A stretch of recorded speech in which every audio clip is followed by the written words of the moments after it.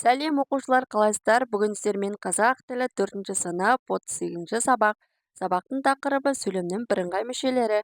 Бүгін барлық тапсырмаларды орындаймыз. Сабақтың соңына дейін лайк басып қарап отырыңыздар. Ендеше Абай шығармалары ұрпаққа мәңгі мұра сөйлемнің бірыңғай мүшелері.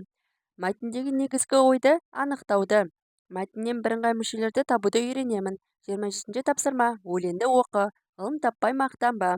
Ғылым таппай мақтанба, орын таппай баптанба, құмарланып шаттанба, ойнап босқа күлуге 5 нәрседен қашық бол, 5 нәрсеге асық бол.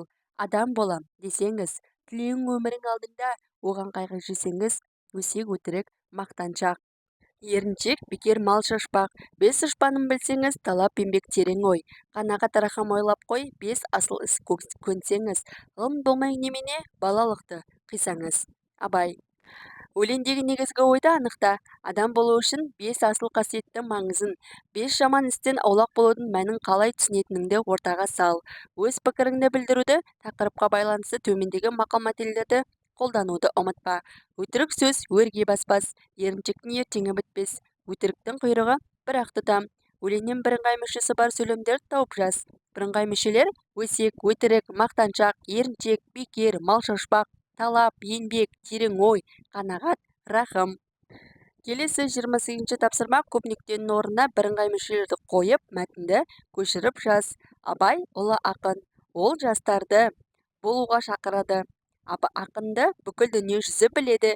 Бірыңғай мүшелер сөйлемнің қай мүшесі екенін айт. Бірінші, үшінші сөйлемдерді бірыңғай мүшелері бар сөйлемдерге айналдырып жаз. Ол жастарды өнерлі, білімді тәрбиелеуге болуға шақырады.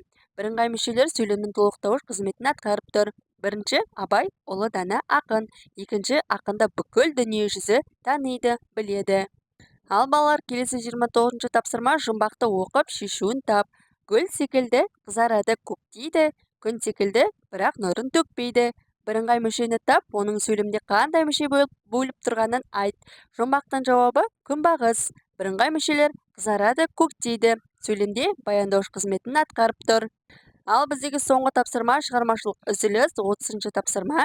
Торкөздерге жасырынған өлең шумағын тауып жаз.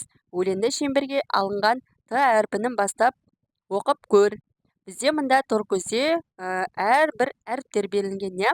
Таза мінсіз асыл тас су түбінде жатады. Таза мінсіз асыл сөз ой түбінде жатады. Ал балалар, осымен біздің сабақ аяқталды. Келесі сабақта кездескенше сау болыңыздар балалар.